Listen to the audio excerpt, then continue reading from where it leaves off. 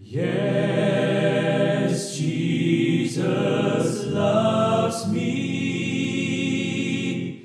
Yes, Jesus loves me. Yes, Jesus loves me. The Bible tells me so.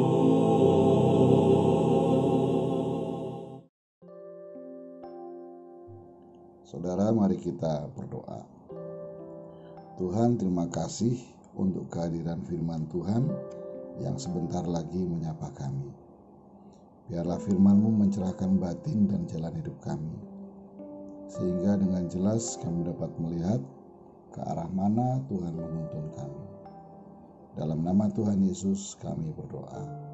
Amin.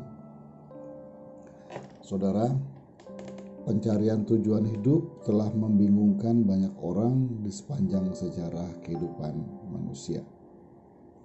Kebingungan itu terjadi karena manusia memulainya dari titik awal yang keliru, yaitu mulai dari diri sendiri. Ketika tujuan hidup dimulai dari diri kita sendiri, maka pertanyaan yang biasanya kita ajukan adalah, aku mau menjadi apa kelak? Apa yang menjadi sasaranku? Apa impianku di masa depan? Apa yang harus aku cari? Apa yang harus aku kerjakan? Dan sebagainya, yang semuanya berfokus kepada si aku. Kalau ini yang menjadi pertanyaan kita, maka yang kita kejar adalah apa yang akan aku miliki? Apa yang akan aku nikmati? Apa yang menyenangkan bagiku? Apa yang akan aku kuasai? Apa yang membuat aku nyaman? Apa yang akan memuaskan hasratku? Dan sebagainya, yang sekali lagi berpusat kepada aku.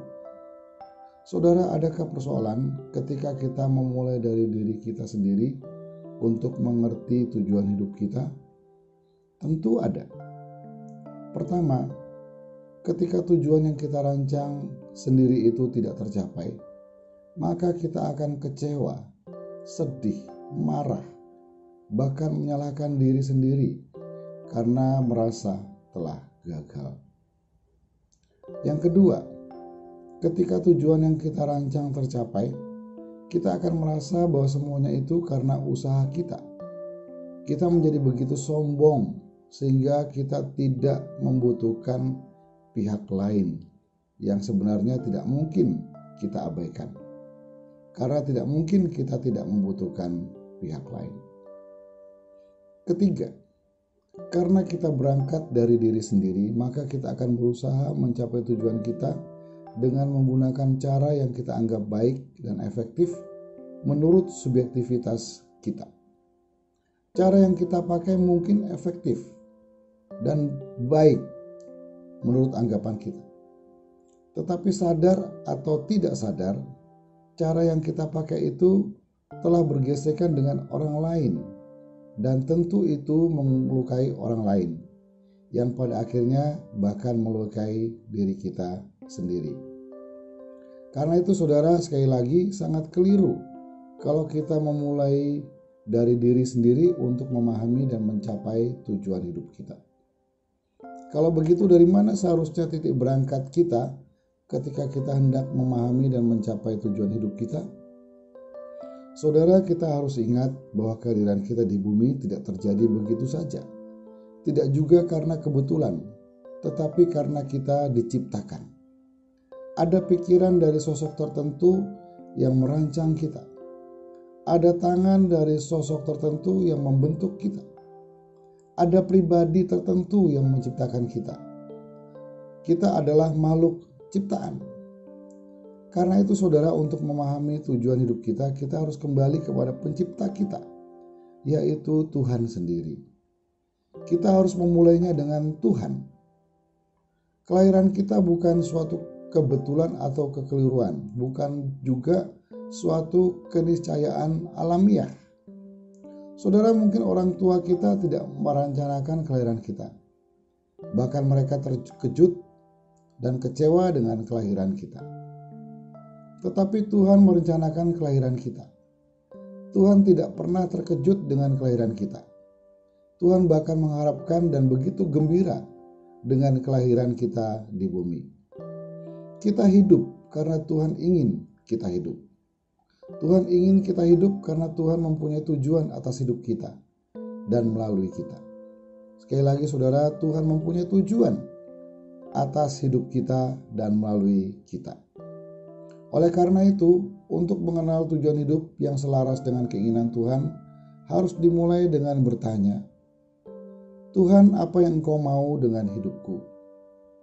Tuhan mau berbuat apa bagi dunia melalui hidupku? Dengan demikian, tepatlah firman Tuhan dalam Efesus pasal 2 ayat 10 yang berkata, kita ini buatan Allah, diciptakan dalam Kristus Yesus untuk melakukan pekerjaan baik yang dipersiapkan Allah sebelumnya. Ia mau supaya kita hidup di dalamnya. Mari kita berdoa. Tuhan, terima kasih karena firman-Mu mencerahkan kami pada hari ini. Firman-Mu mengajarkan kami agar kami tidak memulai tujuan hidup kami dari diri kami sendiri, karena itu sangat berbahaya dan tidak sesuai dengan rancangan Tuhan. Tuhan mau agar kami memahami tujuan hidup dan mengisinya sesuai dengan keinginan dan rancangan Tuhan. Kami harus memulainya bersama dengan Tuhan. Kami harus mulai dengan bertanya, Tuhan, apa yang Kau mau dengan hidupku? Tuhan mau berbuat apa bagi dunia melalui hidupku?